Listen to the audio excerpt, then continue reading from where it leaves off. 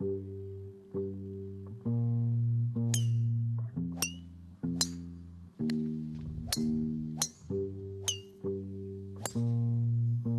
is the story of three uncles, Ayub, Tarek and Javed. They work hard, they play hard, and until recently, their world was trouble-free, unlike these orphans in the Gaza Strip, one of the most overcrowded places on earth. They are separated by at least 5,000 miles, but their two worlds may as well be 1,000,000 miles apart, as there is little to link them, other than their belief in the one God. Gaza sky in flames, the usual scene for the 11th day. No letting up on the targets the Israeli army has been shelling since Monday. At least 4,500 have been wounded, including hundreds who were exposed to all sorts of internationally banned weapons. People in central Gaza City woke up to the sound of explosions that rocked their houses, razing some of them to the ground. Many people were trapped under the rubble, while others who found a way out saw themselves in the midst of suffocating smoke of the white phosphorus bombs fired by Israeli jets. When we first saw this, it just started building in my heart, that I wanted to do something about it, Saw the suffering of children in hospitals, in schools, on the streets, the bombs just targeted everybody. When you look at the children and the elderly getting amputated, blown to pieces, and shrapnels going through the babies' heads, and there's a much more than that happening. This is only on the surface what we've seen. They started with an onslaught. The army went into Gaza with tanks and rockets and airships and gunships and helicopters, and they were just destroying anything and everything that's coming in their path. I just wanted to go. It was just from day one that I wanted to do something in my life, before we part this world.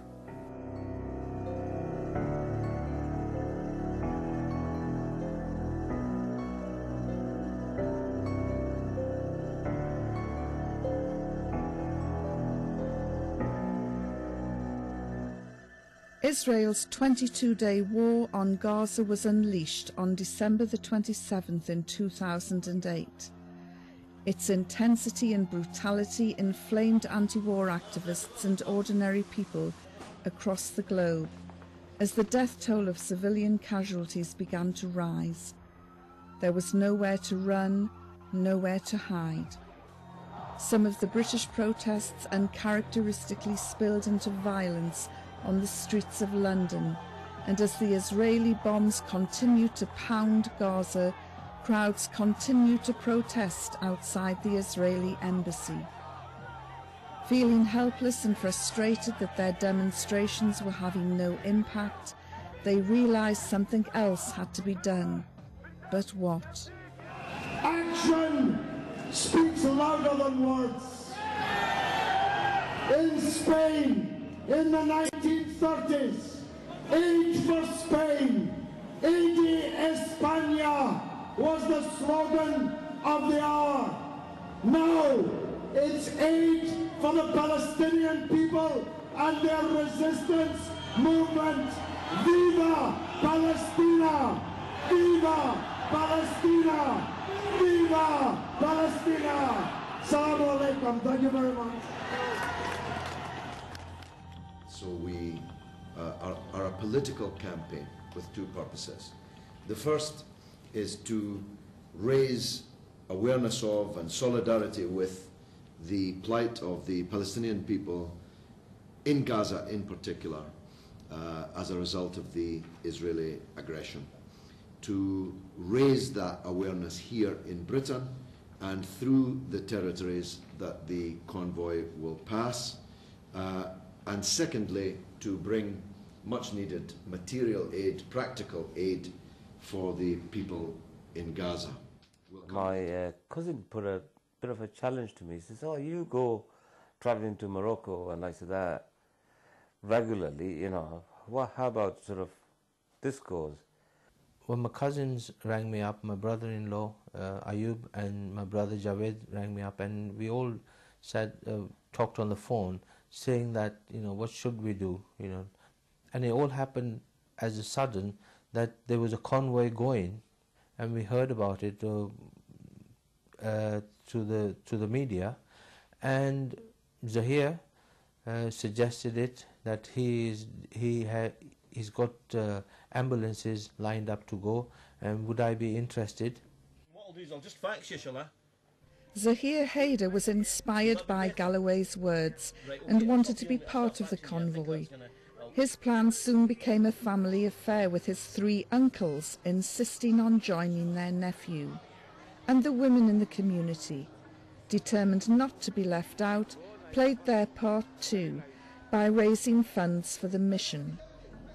As their enthusiasm went into overdrive, they very soon established themselves as the conduit for anyone wanting to buy ambulances to take to Gaza.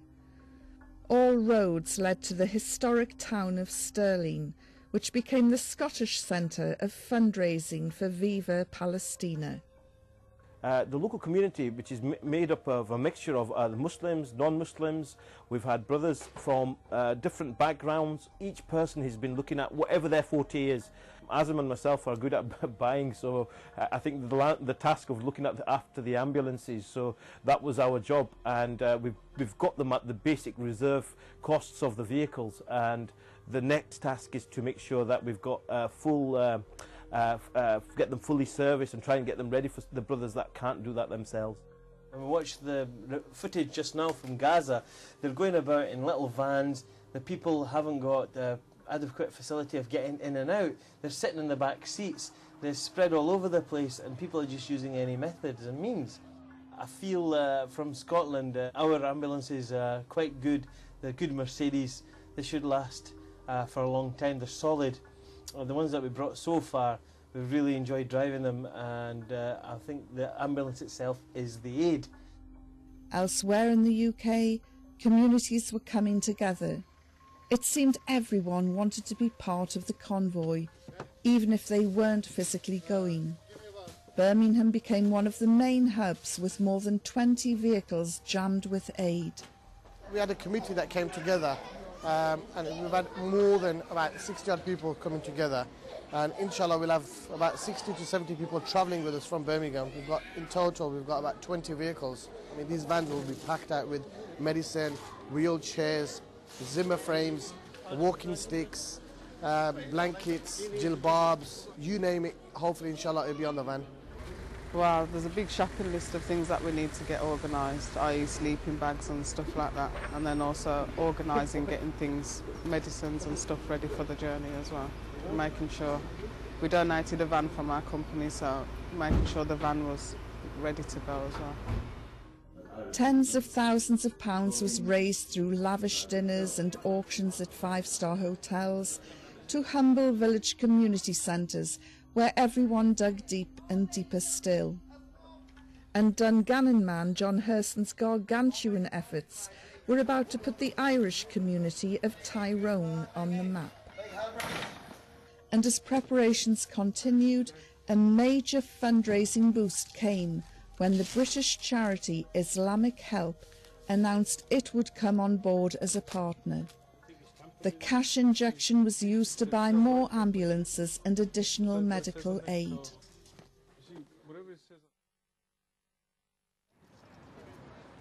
When I saw nearly 115 vehicles lined up in Hyde Park, and I said, yes, we are not by ourselves. It's not 10-15 of us. There's 250 personnel and 115 vehicles are going, and it encouraged me, gave me courage to, you know, yes, we are all doing something. Everyone involved was so focused on raising aid and buying vehicles, there was little time to meet the teams of drivers who would have to live cheek by jowl over the coming weeks. It was only when this very eclectic group of people of faith and no faith came together that they realised just how different and diverse they all were.